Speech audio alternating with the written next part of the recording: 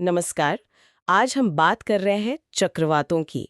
प्रकृति की आप कह सकती हैं सबसे शक्तिशाली और कभी-कभी विनाशकारी ताकतों में से एक। बिल्कुल। हमारे पास कुछ दिलचस्प सामग्री है जो समझाती है कि ये चक्रवात हैं क्या, बनते कैसे हैं और इनके मतलब अलग-अलग प्रकार क्या हैं। हाँ, काफी विस्तार से दिया गया है। तो आज हमारा मकसद है इस जानकारी के जरिए चक्रवातों की दुनिया की गहराई में उतरना, खास तौर पर शीतोष्ण और उष्णकटिबंधीय चक्रवातों के फर्क को समझना। हाँ, ये जानना कि ये बनते कैसे हैं और इनका असर क्या होता है, ये समझना जरूरी है। और कभी सोचा है कि ये हरिकेन, टाइफून, साइक्लोन्स ये सब मतलब एक ही चीज के अलग-अलग नाम कैसे हैं? हाँ, ये आम सवाल है। या फिर ये कि कैसे दो बिल्कुल अलग तरह की हवाएं मिलकर इतना बड़ा विशाल तूफान खड़ा कर सकती हैं? सही। चलिए तो फिर इस जानकारी को परत दर परत खोलते हैं। शुरू करते हैं। तो सबसे बुनियादी स्तर पर देखें तो सोर्स कहता है कि चक्रवात असल में बहुत कम दबाव वाले इलाके होते हैं, हाँ, जिनकी केंद्र की तरफ हवा तेजी से घूमती है। बिल्कुल सही। और हमारे पास जो जानकारी है वो इन्हें मुख्य रूप से दो श्रेणियों में रखती है, शीतोष्ण चक्रवात और उष्णकटिबंधीय चक्रवात। अच्छा, टेम्परेट और ट्रॉपिकल। जी। ये वर्गीकरण इस बात पर आधारित है कि ये कहाँ और कैसे बनते हैं, और ये फर्क समझना आप देखेंगे बहुत जरूरी है, बिल्कुल। क्योंकि इनके असर और पहचान बिल्कुल अलग होते हैं। हाँ, तो पहले शीतोष्ण चक्रवातों से ही शुरू करते हैं। ठीक है। सामग्री बताती है कि इन्हें मध्य अक्षांश अवसाद या अतिरिक्त उष्णकटिबंधीय चक्रवात या फिर वाताग्री अवसाद भी कहते हैं। कई नाम हैं इनके। ये नाम ही इशारा करते हैं कि ये कहाँ बनते हैं, मतलब आमतौर पर दोनों गोलार्धों में 35 डिग्री से 65 डिग्री अक्षांशों के बीच। हाँ, मध्य अक्षांशों में। हम्म। और यहीं पर बात दिलचस्प हो जाती है। हम्म। इनकी पैदाइश का कारण वो बड़ा अनोखा है। कैसे? ये तब बनते हैं जब दो बिल्कुल अलग मिजाज की हवाएं टकराती हैं। एक ठंडी ध्रुवीय हवा और दूसरी गर्म उष्णकटिबंधीय हवा। अच्छा। बिल्कुल विपरीत। हाँ, सोचिए, हवा के दो विशाल समूह, एक ठंडा और सूखा, दूसरा गर्म और नम, जब ये आमने सामने आते हैं तो उनके बीच एक सीमा सी बन जाती है, जिसे मौसम विज्ञान में फ्रंट कहते हैं। अच्छा, तो ये फ्रंट ही मतलब पूरी कहानी का मुख्य किरदार है। हाँ, कह सकते हैं एक तरह से। इसी फ्रंट का बनना और फिर उसका क्या कहते हैं विकसित होना ही शीतोष्ण चक्रवात को जन्म देता है। तो ये हवाओं का टकराव है? जी, हवा के दो अलग अलग गुणों वाले समूहों का टकराव, जिससे ऊर्जा पैदा होती है। सामग्री इनके बनने की पूरी प्रक्रिया को वो कई चरणों में बताती है। पहला चरण है स्थिर या आरंभिक अवस्था। हाँ, शुरुआत। इसमें ये दो हवाएं संपर्क में तो आती हैं, लेकिन ज्यादा हलचल नहीं होती, लगभग स्थिर सी रहती हैं। तापमान, नमी, दबाव में अंतर तो होता है, पर इतना नहीं कि कोई बड़ा तूफान खड़ा हो जाए। बस धीरे धीरे गर्म हवा पूर्व की ओर और ठंडी हवा पश्चिम की ओर खिसकना शुरू करती है। ये एक तरह की मतलब शुरुआती शांति है तूफान से पहले की, लेकिन सतह के नीचे वो ऊर्जा का खेल शुरू हो चुका होता है।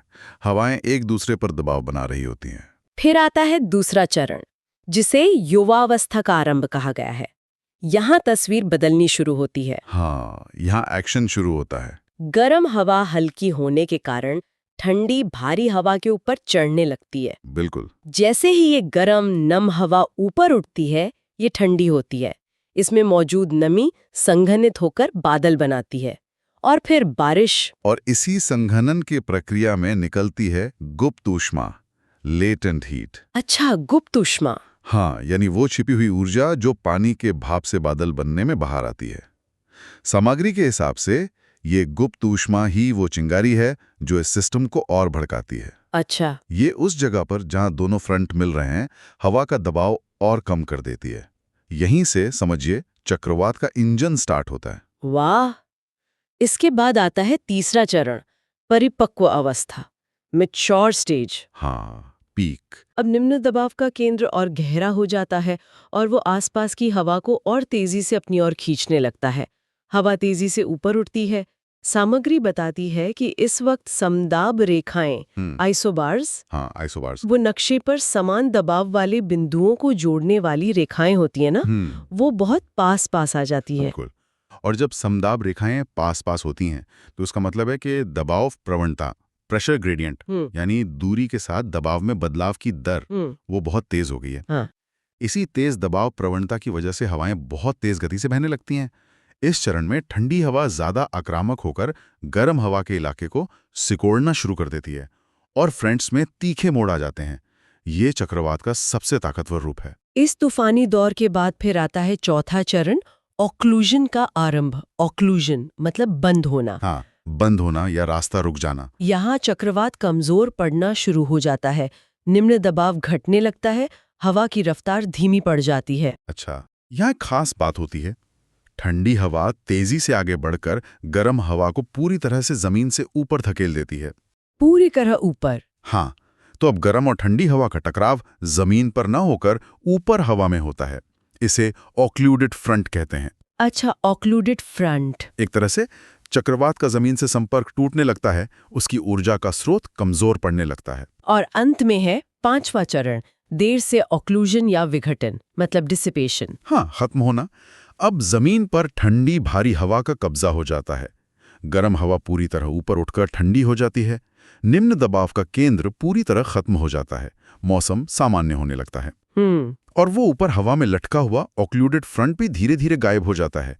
चक्रवात का जीवन समझिए पूरा हुआ। तो ये पूरी प्रक्रिया जो सामग्री में बताई गई है, ये तो काफी लंबी और बड़े पैमाने पर होती होगी। हाँ, इस पूरी प्रक्रिया को देखें तो एक बात साफ है, ये सब कुछ बहुत बड़े पैमाने पर और काफी धीरे धीरे होता है। कई दिनों तक चल सकता है और हजारों किलोमीटर के इलाके को प्रभावित कर सकता है। ये उष्णकटिबंधीय चक्रवातों से बिल्कुल अलग है। हाँ, ये एक बड़ा फर्क है। और इसी से जुड़ी हैं शीतोष्ण चक्रवातों की कुछ और खासियतें जो सामग्री में बताई गई हैं। जैसे कि बताइए। ये बनते कहाँ हैं? उप ध्रुवीय वाताग्रीय क्षेत्र में, यानी 35 डिग्री से 65 डिग्री अक्षांशों के बीच। सही। उत्तरी गोलार्ध में ज्यादा साथ दिखते हैं, शायद इसलिए कि वहां जमीन और पानी का बंटवारा ऐसा है कि तापमान का अंतर ज्यादा होता है। बिल्कुल, तापमान का अंतर इनके बनने में मदद करता है। और इनकी ऊर्जा का स्रोत क्या है? मुख्य रूप से वो फ्रंट का बनना ही है, मतलब गर्म और ठंडी हवाओं के तापमान का अंतर। हाँ, थर्मल कॉन्ट्रास्ट ही मुख्य है। इनकी रफ्तार कैसी होती है? सामग्री कहते हैं मध्यम, लगभग 30 से 40 किलोमीटर प्रति घंटा। हाँ, क्योंकि जैसा आपने देखा, समदाब रेखाएं अक्सर उतनी पास नहीं होती जितनी उष्णकटिबंधीय चक्रवातों में, इसलिए हवा की गति सापेक्ष रूप से कम रहती है। ये कब बनते हैं? साल भर? साल भर बनते हैं, पर सर्दियों में शायद थोड़े ज्यादा या तीव्र होते हैं। और कितना बड़ा इलाका घेरते हैं? ये तो बहुत बड़े होते होंगे। हाँ, बहुत विशाल। इनका व्यास 1500-2000 किलोमीटर या उससे भी ज्यादा हो सकता है, और ये वायुमंडल में काफी ऊपर ट्रोपोपॉज की ऊंचाई तक पहुंच सकते हैं। बाप रे! और चलते किधर है? क्योंकि ये मध्य अक्षांशों में बनते हैं, जहां पछुआ हवाएं वेस्टर्लीज चलती हैं, तो आमतौर पर पश्चिम से पूर्व की ओर बढ़ते हैं। अच्छा। लेकिन पृथ्वी के घूमने का असर, वो कॉरियोलिस प्रभाव, इन्हें थोड़ा मोड़ देता है। जैसे उत्तरी गोलार्ध में ये दक्षिण पश्चिम से उत्तर पूर्व की ओर मुड़ जाते हैं। तो कुल मिलाकर ये शीतोष्ण चक्रवात विशाल, धीमी गति वाले, मौसम बदलने वाले सिस्टम हैं, जिनका जन्म हवाओं के टकराव से होता है।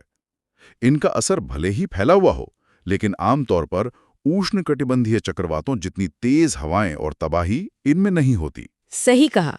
अब आते हैं दूसरे प्रकार पर, उष्ण कटिबंधीय चक्रवात, ट्रॉपिकल साइक्लोन्स। हाँ, ये ज्यादा जाने पहचाने हैं शायद। ये भी निम्न दबाव वाले तूफान हैं, जिनके चारों ओर हवा घूमती है, लेकिन इनकी जन्मभूमि और ऊर्जा का स्रोत बिल्कुल अलग है ना? बिल्कुल अलग। ये पैदा होते हैं गर्म समुद्रों के ऊपर, जहां पानी की सतह का तापमान कम से कम 27 डिग्री सेल्सियस या उससे ज्यादा हो। 27 डिग्री सेल्सियस? ये तो काफी गर्म हुआ। हाँ, ये गर्म पानी ही इनका ईंधन है। और जैसा कि सामग्री बताती है, दुनिया के अलग अलग कोनों में इन्हें अलग अलग नामों से जाना जाता है। हाँ, ये बड़ा कंफ्यूजन रहता है लोगों को। हिंद महासागर में हम इन्हें साइक्लोन कहते हैं, अटलांटिक में हरिकेन, लिया के पास इन्हें विली विलीज भी कहा जाता है। विली विलीज, हाँ। है ये सब एक ही चीज, बस अलग अलग बेसिन में अलग नाम। और इनकी एक और पहचान है, हवा के घूमने की दिशा, जो कोरियोलिस प्रभाव के कारण होती है। उत्तरी गोलार्ध में हवा केंद्र के चारों ओर घड़ी की सुई की उल्टी दिशा में घूमती है, एंटी क्लॉकवाइज। और दक्षिणी गोलार्ध में घड़ी की सुई की दिशा में, क्लॉकवाइज। अच्छा। सामग्री इनके बनने के लिए कुछ जरूरी शर्तें बताती है, जो शीतोष्ण चक्रवातों से काफी अलग हैं। हाँ, ये शर्तें बहुत महत्वपूर्ण हैं। इनके बिना ये बन ही नहीं सकते। पहली और सबसे जरूरी शर्त है गर्म समुद्री सतह, कम से कम 27 डिग्री सेल्सियस तापमान। ये गर्म पानी ही इनकी ऊर्जा का ईंधन है, जैसा मैंने कहा। दूसरी शर्त है कोरियोलिस बल की मौजूदगी। पृथ्वी के घूमने वाला असर। हाँ, पृथ्वी के घूमने से पैदा होता है और हवा को घुमाव देता है। यही वजह है कि ये बिल्कुल भूमध्य रेखा इक्वेटर पर नहीं बनते, क्योंकि वहां कोरियोलिस बल लगभग शून्य होता है। अच्छा, ये बात है। तीसरी शर्त है हवा की गति में ऊंचाई के साथ ज्यादा बदलाव ना हो, low vertical wind shear. Wind shear मतलब अगर हवा अलग अलग ऊंचाई पर बहुत अलग गति या दिशा में बहे भी, तो तूफान का जो ढांचा बन रहा है वो बिखर जाएगा, वो मजबूत नहीं हो पाएगा। समझ गई। चौथी, पहले से ही कोई कमजोर निम्न दबाव का क्षेत्र या हवा का हल्का सा घुमाव मतलब डिस्टर्बेंस मौजूद हो। ठीक है। और पांचवी, समुद्र की सतह के पास हवा ऊपर उठ रही हो, तो ऊपर वायुमंडल में हवा को बाहर निकलने की जगह भी होनी चाहिए, अपर एयर डाइवर्जेंस।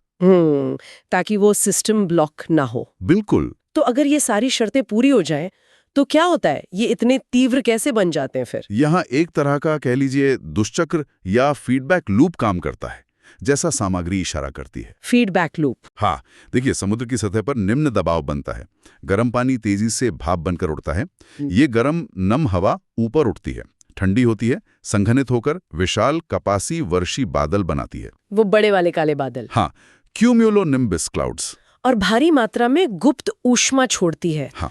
ये ऊष्मा आसपास की हवा को और गर्म करती है, जिससे वो और तेजी से ऊपर उठती है और सतह पर दबाव और भी कम हो जाता है। अच्छा। कम दबाव और हवा को अपनी ओर खींचता है। ये हवा भी गर्म समुद्र से नमी लेकर ऊपर उठती है और ये चक्र, ये साइकिल तेज और तेज होता जाता है। मतलब जब तक इसे गर्म पानी से नमी रूपी ईंधन मिलता रहता है, ये और ताकतवर होता जाता है। बिल्कुल। ये एक आत्मनिर्भर प्रक्रिया, एक सेल्फ सस्टेनिंग प्रोसेस बन जाती है। लेकिन जैसे ही ये तूफान जमीन से टकराता है, जिसे लैंडफॉल कहते हैं। हाँ, लैंडफॉल। तब क्या होता है? सामग्री कहती है ये कमजोर पड़ जाता है। हाँ, क्योंकि इसका ये ईंधन का स्रोत यानी गर्म समुद्री पानी से मिलने वाली नमी वो कट जाता है। अच्छा, पानी नहीं मिलता। और अब जमीन पर घर्षण भी बढ़ जाता है। नतीजा, तूफान कमजोर पड़ने लगता है और धीरे धीरे खत्म हो जाता है। लेकिन जमीन पर पहुंचने से पहले और पहुंचते वक्त ये काफी तबाही मचा सकते हैं। सामग्री इनके साथ जुड़े खतरनाक मौसम का जिक्र करती है। हाँ, इसमें 3 मुख्य चीजें हैं। बहुत तेज हवाएं जो 120 किलोमीटर प्रति घंटा से लेकर 250-300 किलोमीटर प्रति घंटा या उससे भी ज्यादा हो सकती हैं। बाप रे। और ये इमारतों, पेड़ों, बिजली के खंभों को उखाड़ सकती हैं। दूसरी है मूसलाधार बारिश, एक्सट्रीम रेनफॉल, जिससे बाढ़ आ सकती है। बिल्कुल, अचानक बाढ़, फ्लैश फ्लड्स, भूस्खलन हो सकता है। और तीसरी, जो अक्सर सबसे ज्यादा जानलेवा साबित होती है, वो है स्टॉर्म सर्ज। Storm surge? ये क्या है? मैंने सुना तो है। स्टॉर्म सर्ज का मतलब है तूफान की तेज हवाओं और कम दबाव के कारण समुद्र के पानी का स्तर सामान्य ज्वार भाटे के स्तर से कहीं ज्यादा असामान्य रूप से बढ़ जाना। मतलब समुद्र का पानी तट पर चढ़ाता है। हाँ, एक विशाल लहर की तरह। सोचिए, समुद्र का पानी एक दीवार की तरह तट पर चढ़ाता है, कई किलोमीटर अंदर तक घुस जाता है और बड़े पैमाने पर बाढ़ और तबाही लाता है। तटीय इलाकों के लिए ये बहुत बड़ा खतरा है। ये तो बहुत खतरनाक लगता है। सामग्री इनकी बनावट के बारे में भी बताती है। इनके केंद्र में एक शांत इलाका होता है, आंख। हाँ, चक्रवात की आंख, आई। आंख के अंदर हवा नीचे की ओर बैठती है, सबसाइड करती है, इसलिए वहां बादल नहीं होते और हवा भी शांत होती है। मौसम बिल्कुल साफ। लेकिन ये शांति धोखा है। बिल्कुल। आंख के ठीक बाहर चारों तरफ एक दीवार जैसी होती है, जिसे आई वॉल कहते हैं। Eye wall. ये तूफान का सबसे खतरनाक हिस्सा है। यहीं पर हवा सबसे तेजी से ऊपर उठती है, बादल सबसे घने होते हैं, बारिश सबसे ज्यादा होती है और हवा की रफ्तार भी सबसे तेज होती है। अच्छा। आंख का बनना ही इस बात का संकेत है कि चक्रवात काफी मजबूत, काफी इंटेंस हो चुका है। इन तूफानों को उनकी ताकत के हिसाब से बांटा भी जाता है ना? श्रेणियां होती हैं। जैसे भारत मौसम विज्ञान विभाग IMD इन्हें depression, deep depression, cyclonic storm, severe cyclonic storm, very severe cyclonic storm, extremely severe cyclonic storm और सुपर साइक्लोनिक स्टॉर्म जैसी श्रेणियों में बांटता है। अच्छा, कई लेवल हैं। हाँ, ये वर्गीकरण चेतावनी जारी करने और तैयारी करने में बहुत मदद करता है। ये काम क्षेत्रीय विशिष्ट मौसम विज्ञान केंद्र RSMCs और उष्णकटिबंधीय चक्रवात चेतावनी केंद्र TCWCs करते हैं। और इनके नाम रखने की भी एक व्यवस्था है, हमने शुरू में बात की थी। ये नाम कहाँ से आते हैं, कौन रखता है? हाँ, ये एक दिलचस्प प्रक्रिया है। सामग्री बताती है कि उत्तरी हिंद महासागर, जिसमें बंगाल की खाड़ी और अरब सागर आते हैं, इस क्षेत्र के चक्रवातों के नाम रखने की व्यवस्था विश्व मौसम विज्ञान संगठन WMO और एशिया और प्रशांत के लिए संयुक्त राष्ट्र आर्थिक और सामाजिक आयोग इसके के सदस्य देशों ने मिलकर 2000 में शुरू की। अच्छा, 2000 में? हाँ, शुरुआत में 8 देश थे: बांग्लादेश, भारत, मालदीव, म्यांमार, ओमान, पाकिस्तान, श्रीलंका और थाईलैंड। और अब इसमें और देश जुड़ गए? हाँ, 2018 में 5 और देश शामिल हुए: ईरान, कतर, सऊदी अरब, संयुक्त अरब अमीरात और यमन। तो अब कुल 13 सदस्य देश हैं। 13 देश? जी। 2020 में इन सभी 13 देशों ने 13 नाम सुझाए, जिससे कुल 169 नामों की एक नई सूची बनी। अच्छा, 169 नाम? हाँ, नई दिल्ली स्थित भारत मौसम विज्ञान विभाग IMD, जो इस क्षेत्र के लिए रीजनल स्पेशलाइज्ड मेट्रोलॉजिकल सेंटर है, इन नामों को क्रमबद्ध तरीके से जारी करता है। जैसे ही कोई चक्रवाती तूफान बनता है, उसे सूची का अगला उपलब्ध नाम दे दिया जाता है। इस नामकरण से क्या फायदा होता है, मतलब क्यों रखते हैं नाम? इसका मुख्य फायदा ये है कि इससे मीडिया, आपदा प्रबंधन एजेंसियों और आम जनता के बीच संवाद करना आसान हो जाता है। हाँ, ये तो है। तूफान की पहचान करना और उसके बारे में जानकारी फैलाना, चेतावनियां जारी करना ज्यादा प्रभावी होता है, बजाय इसके कि उसे सिर्फ तकनीकी कोड या नंबर से जाना जाए। हाँ, इससे भ्रम भी कम होता है। बात तो सही है। तूफान संख्या 5 कहने से अच्छा है साइक्लोन यास कहना। बिल्कुल। अब सामग्री एक खास सवाल उठाती है, बंगाल की खाड़ी में चक्रवात ज्यादा क्यों आते हैं या ज्यादा तीव्र क्यों होते हैं? अरब सागर की तुलना में वहां गतिविधि ज्यादा क्यों दिखती है? हाँ, ये एक अहम सवाल है और सामग्री इसके कुछ संभावित कारण बताती है। क्या कारण है? एक कारण है बंगाल की खाड़ी का पश्चिमी प्रशांत महासागर से जुड़ाव।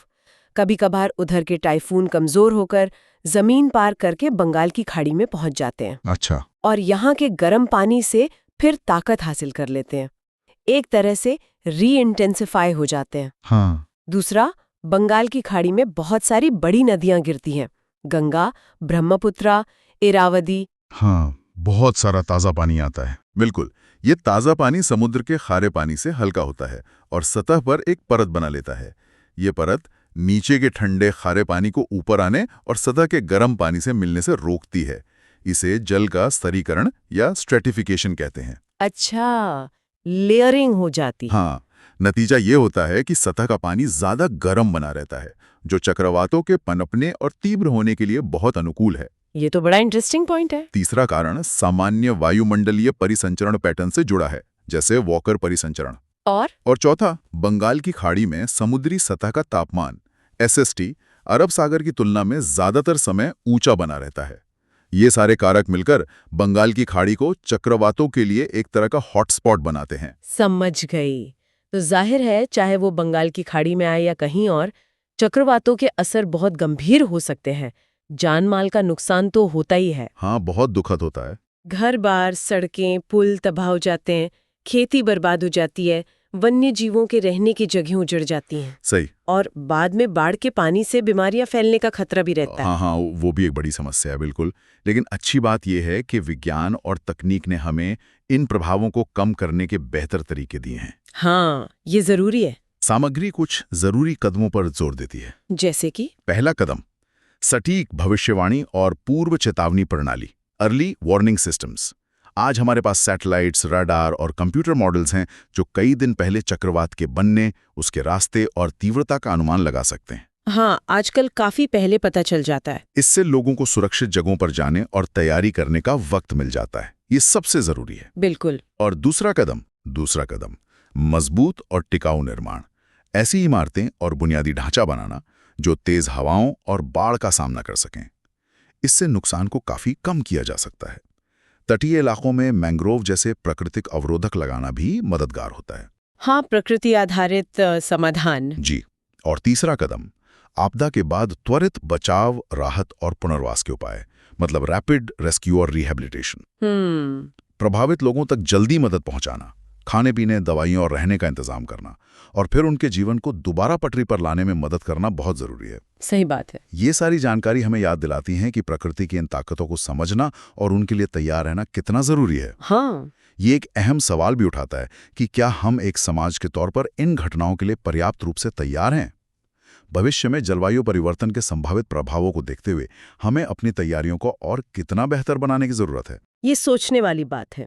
तो इस पूरी चर्चा का सार क्या है?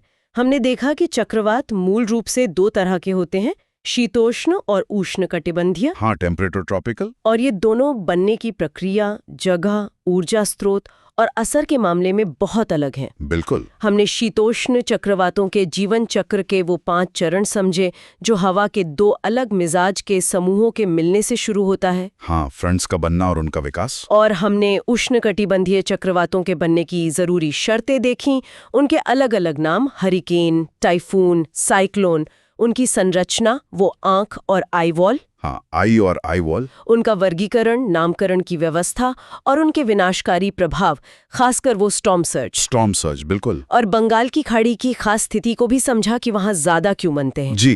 तो इस सारी जानकारी को समेटते हुए एक आखिरी विचार मेरे मन में आ रहा है। बताइए। सामग्री में चक्रवातों के नामकरण की प्रक्रिया का जिक्र था। ये सोचना दिलचस्प है कि किसी तूफान को एक इंसानी नाम दे देने से, जैसे कटरीना या अम्फान या यास, हमारे उसके प्रति नजरिए पर क्या असर पड़ता है?